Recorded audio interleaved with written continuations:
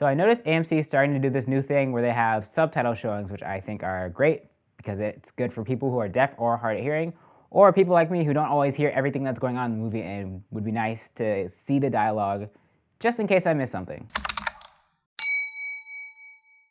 Abominable is directed by Jill Colton and stars Chloe Bennett as Yi. Yi is a girl who finds a magical Yeti on her rooftop and goes on an adventure to try and bring him back home. This movie, I didn't see much about it. I saw a few frames here and there. I saw some commercials. It looked interesting, but one of the biggest draws for me was that it starred Chloe Bennett, who we've seen, or who I've seen at least, mostly in Agents of S.H.I.E.L.D., where she kills it as Quake, one of my favorite characters of the show. So of course I wanted to support her in any of the other things that she was doing. And so I went into the movie pretty much in the dark. I didn't know too much about the plot, and I didn't know too much about things that are going on in it. I actually really like this movie. I think it was a great animated movie, but also a great family movie. I also think it came out at a good time because there's not a lot of big movies out right now, especially for families. The next big movie at the time of recording this is Joker, and that's definitely not going to be a family movie. So if you have kids, definitely take them to go see this one. All right, let's get into it. Things I liked. The animation in this movie is beautiful. I mean, beautiful. The colors, the scenery, the sequences, especially the scenes where Everest, the Yeti, uses his magic. I think it's really, really beautiful. They do a lot of cool things with elements, different natural things like floating around stuff, and they have like these magic waves. Like, there's all this cool details there that I think really make this movie look beautiful. And so I think it's also just a visual experience. Another thing I liked is the characters. I thought they were all very well developed and fleshed out. And at the surface, it seemed like some of them would go in a very cliche direction, but then they actually flipped on its head, and I think that really made this movie stand out. The characters go in different directions that you may not expect, and I think there's a lot there. There's a lot of great character development too. You see these characters grow together as a family. You see how they have a relationship with the Yeti. You see the characters that are coming after them, there's an organization that's trying to get the Yeti back for research and whatever. So like there's different character dynamics going on, but I think they all work together. I also like the comedy. I think there's some nice laughs here and there. I mean, not all of the comedy hit, but I thought most of it was pretty good.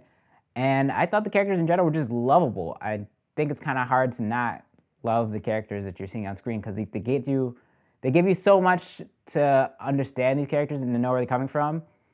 Another thing that I think they did really well is, in terms of exposition, they really limited how many expositional lines they have in this movie.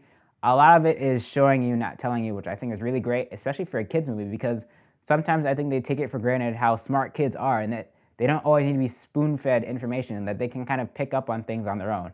So I thought they did that really well, especially towards the beginning, where you see Yi's character going around doing some chores and stuff to try and make money, but you don't know why she's making money.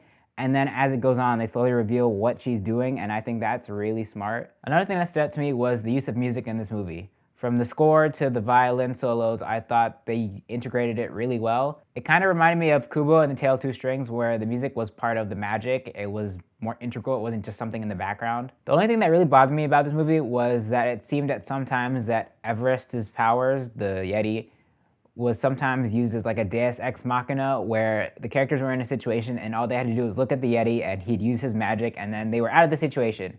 So sometimes I think that could undermine the stakes in the movie, but it's a kids movie, so sometimes you can kind of look past it.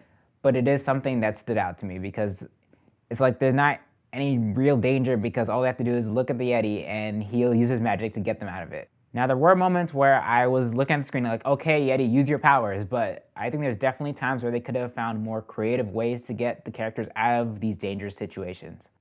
The verdict. I think Abominable was a great time.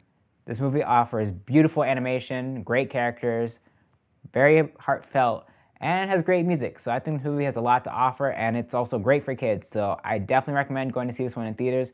And if you have kids, definitely take them to see this one. So have you seen Abominable? What did you think? Let me know down in the comments. Also, don't forget to like this video, share it, and subscribe. I will see you in the next one.